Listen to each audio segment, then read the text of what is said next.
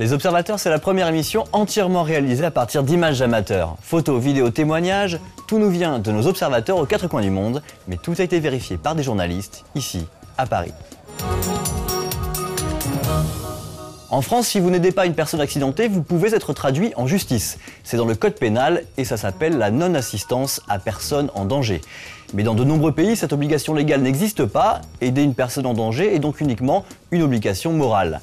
Les vidéos que nous avons récupérées montrent que malheureusement, lorsqu'une personne a besoin d'aide, certains préfèrent souvent détourner le regard. C'est Xiao Ming, l'un de nos observateurs en Chine, dans la province de Mongolie-Intérieure, qui va commenter ces vidéos pour nous. Attention, ces images sont très perturbantes.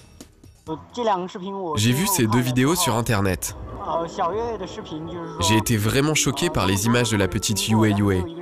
Elle a été heurtée par un camion et on voit clairement que la personne ne s'arrête pas pour lui venir en aide. Et puis, il y a aussi ces images de la femme qui venait de sauter d'un pont. L'homme qui filme la scène de sa voiture ne s'arrête même pas pour l'aider. Il appelle les secours, mais il ne sort pas de son véhicule. Et on voit qu'il y a beaucoup de circulation, mais que tout le monde s'en fiche. Sur Internet, l'affaire de la petite Yue Yue a fait beaucoup de bruit. Les gens étaient vraiment en colère. Beaucoup disaient que la Chine a touché le fond moralement et que c'est le signe que le pays décline. Un signe que nous perdons peu à peu notre humanité. Depuis que la Chine a mis en œuvre des réformes économiques, les gens ne sont plus motivés que par leur intérêt personnel.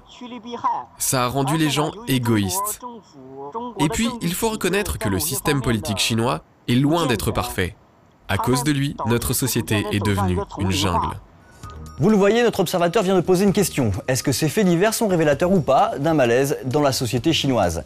Notre deuxième observatrice lui répond. Elle s'appelle Qian, elle vit à Changsha dans la province du Hunan. Ma première réaction en voyant ces images, ça a été bien sûr l'étonnement. Comme la plupart des gens, je me suis sentie très mal. Je sais bien sûr que ce qui est arrivé n'est pas normal, mais ce n'est pas un problème de société. Les raisons qui ont poussé les gens à agir comme ça sont complexes. Il est trop facile de les accuser simplement de négligence. Je ne crois pas que ce soit le signe d'un déclin moral. S'il n'y avait eu qu'une personne sur les lieux de l'accident, je suis sûre que quelqu'un serait intervenu. Les gens pensaient sûrement que d'autres personnes allaient s'arrêter pour aider. En mars 1964, à New York, il s'est produit un incident très similaire. Une jeune fille s'est fait agresser dans la rue, 38 personnes sont passées sans intervenir et elle a été tuée. On ne peut pas tout expliquer par l'indifférence des gens ou en affirmant que c'est un problème de société. On passe maintenant à notre best-of de la semaine, les meilleures images amateurs repérées ou envoyées par nos observateurs. On part d'abord pour la ville de Homs, au centre de la Syrie, avec notre observateur qui témoigne sous le pseudonyme de Rami. Rami nous raconte que dans sa ville, où la répression est particulièrement intense, les véhicules blindés, normalement de couleur kaki, sont tout à coup devenus bleus. Lui et plusieurs de nos observateurs Homs sont persuadés que ces véhicules ont été repeints par les soldats. Alors pourquoi? Eh bien d'après eux, pour faire passer cette présence militaire pour une simple force de police ou même une force de maintien de la paix. Car les observateurs de la Ligue arabe sont maintenant arrivés en Syrie et cette organisation a exigé de Bachar el-Assad, le président syrien, qu'il rappelle ses tanks et ses soldats.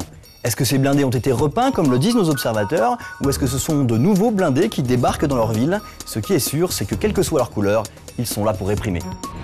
On continue à parler de tanks et de soldats, mais cette fois à Rio, au Brésil. Des images qui nous ont été envoyées par notre observateur, Pedro Serra. Ça s'est passé le week-end dernier, c'est une scène de guerre, mais en face, il n'y a pas d'armée, mais des narcotrafiquants.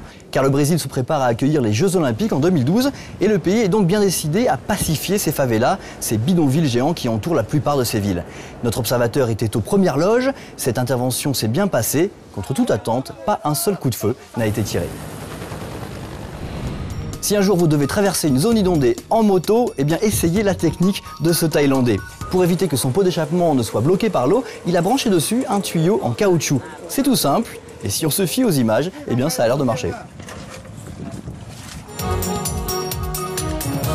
Voilà, c'est fini pour cette semaine, mais il existe maintenant de nombreux moyens de continuer à nous suivre et à nous proposer des histoires. Je vous attends bien sûr sur notre site, mais aussi sur notre fanpage sur Facebook, notre compte Twitter et au travers de notre application iPhone. Alors je vous dis maintenant, à tout de suite.